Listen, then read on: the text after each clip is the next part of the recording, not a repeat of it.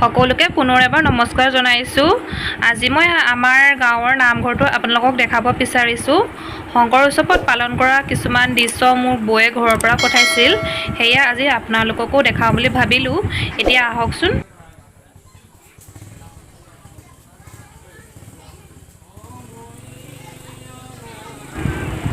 আৰু এইফালে চাওকচোন, আমাৰ গাঁৱৰে সৰু ল'ৰা ছোৱালীৰ মাজতে চিত্ৰাংকন প্ৰতিযোগিতা আয়োজন কৰিছিলে। তাৰে মই সৰুকৈ ভিডিঅ' অকণমান কৰি আপোনালোকক দেখাইছোঁ। আমাৰ গাঁৱৰ সুন্দৰ পৰিৱেশলৈ সঁচাই বহুতেই মনত পৰে। বিশেষকৈ ভাদৰ মাহত নাম লোৱা নামঘৰত বহুতে মনত পৰে। আৰু নামঘৰলৈ গ'লে সঁচাই মনটো বহুতেই মুকলি যেন লাগে। আপোনালোকে ভিডিঅ'টো স্কিপ নকৰাকৈ শেষলৈকে চাই থাকিব।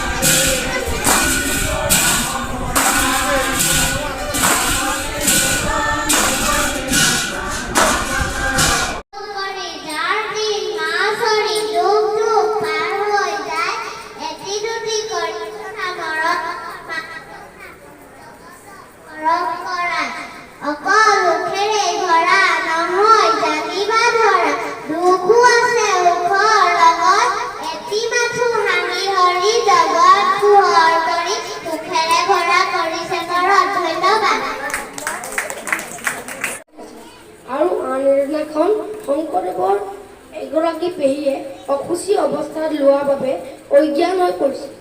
আন এদিনাখন শংকৰদেৱৰ ঘৰৰ ভিতৰৰ পৰা বাহিৰলৈ অনা ঘৰটো মাটিত ধৰি পৰিছিল। শংকৰদেৱৰ